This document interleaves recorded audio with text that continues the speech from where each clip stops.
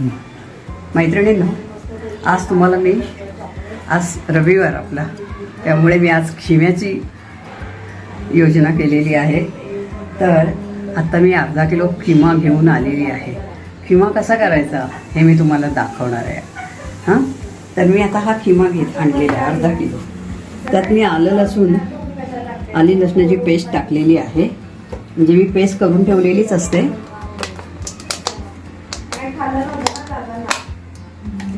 ते 1 चमचा मी त्याला लावलेला आहे आणि थोडासा गरम मसाला लावला आहे, थोडा 1 चमचा असं लावून मी त्याला मॅरिनेट करून ठेवलेलं आहे. आता हे काय करणार आहे, मी शिजवून घेणार आहे प्रेशर पॅनमध्ये. त्याला मी आता कांदा वगैरे घालणार नाही आहे. हे शिजलं की मी दुसऱ्या कढईमध्ये कांदा टोमॅटो बारीक करून त्याचं तेलावरती त्याला थोडंसं मऊ करून घेणार आणि नंतर मी हे टाकून जरा कोरडं करणार आहे. तर एक लक्षात घ्या की मी आता हे सगळं लावलेलं आहे.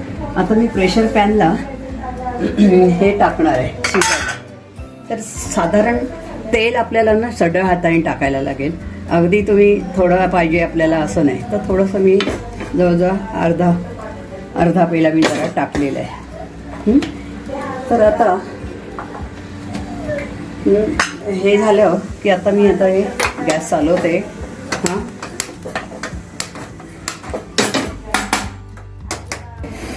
तेल टाकलेलं आहे मी.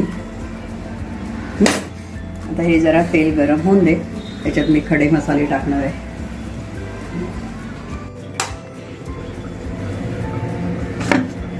मैत्रिणींनो, आपला हा खिमा मी प्रेशर पॅनमध्ये केला होता ना, हा चांगला शिजलेला आहे आपला. चांगला शिजला आहे आपला. आता ह्याला मी कांदा टोमॅटो वगैरे कापून तेलावरती फोडणी देणार आहे. आता तेलावरती फोडणी देताना तेल थोडं कमी टाकायचं, कारण ऑलरेडी आपण ह्याच्यात जास्त तेल टाकलेलं आहे. त्यामुळे आणि तेलाशिवाय थोडं कोणत्याही पदार्थाला टेस्ट येत नाही. हे तेल तापलेलं आहे आणि मी टोमॅटो आणि कांदा ह्याचं आपलं कटरमध्ये सगळं मी बारीक करून घेतलं आहे. ह्या अशा टाईपचं आपल्याकडे कटर मग तुम्हाला सगळ्यांना माहिती असेलच. त्याच्यामुळे कांदा आणि हे एकदम बारीक हे जातं, चिरलं जातं. त्याच्यामध्ये मी आता टाकते. जरा तेल तापते.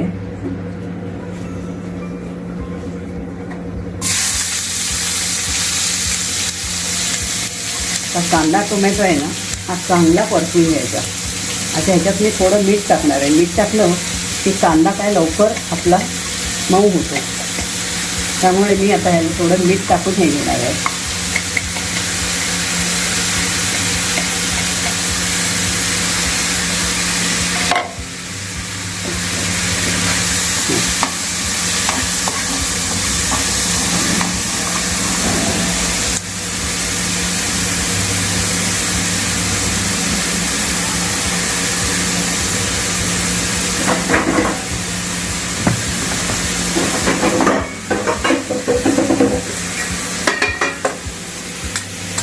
थोडी हळद आता टाकणार आहे. साधारण 1.5 छोटा चमचा आहे ना, म्हणून 1.5 चमचा टाकणार आहे. आणि थोडंसं हे तिखट टाकलेलं आहे.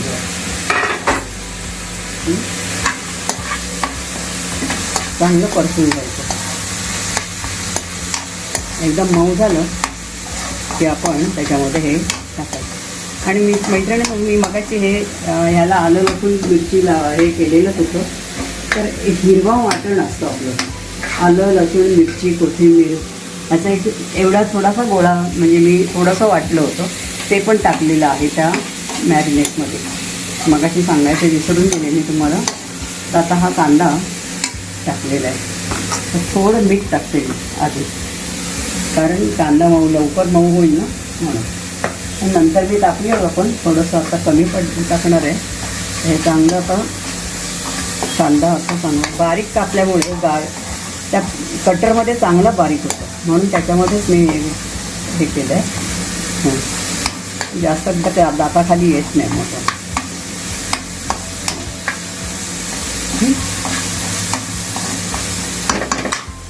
आणि मध्ये मी घरी मालवणी मसाला आहे, घरी केला आहे हा. तर ह्याचे मी आपल्याला तिखट किती पाहिजे तर मी आता 2 चमचे 3 चमचे, कारण माझा हा मसाला मी घरी केला आहे, त्याची मी नंतर रेसिपी तुम्हाला दाखवेल. ह्याच्यामध्ये मी काय केलेलं आहे, काश्मीरी मिरची वापरलेली 1 किलो. तर त्यामध्ये काय होतं आहे, त्याला रंग दिसतो छान, रंग खूप चांगला येतो. रंग बघून आपल्याला भीती वाटते की बाबा हा किती तिखट असेल काय असेल, पण तो जास्त तिखट झालेला नाही आहे. त्यामुळे मी 3 चमचे चांगले टाकलेलं आहे. आता हा पण चांगला परतून घेतला आहे. त्याच्यामध्ये मी हळद पण टाकली होती ना आधी, आणि आता हे चांगलं परतून घेतलं. थोडंसं तेल मी कमी घातलं होतं, पण हा एकदम बघ एकजीव झाला आहे, हो की नाही. तरी आपण किमा आहे जो मी आता ह्याच्यामध्ये टाकणार आहे.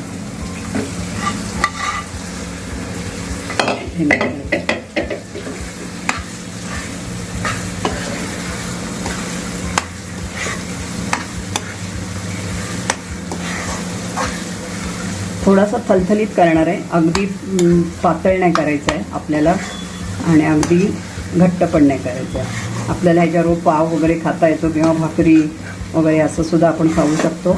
आज माझा बेत आहे पाव आणि खिमा, त्यामुळे मी हे चांगलं, आपल्याला असं तिखट वाटते का कमी वाटते का लालपणा तर बघूया आपण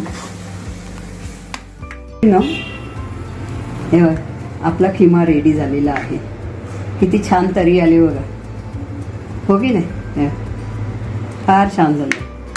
आपल्याला थोडंसं आणि पाव वगैरे खायचं आहे किंवा भाकरी खायची असते, त्यामुळे थोडासा पातळ असा ठेवला ना लिकतासा, तर ते खाता पण येतो आपल्याला पावाबरोबर. ओके, आता मी त्याच्यामध्ये थोडी कोथिंबीर टाकते.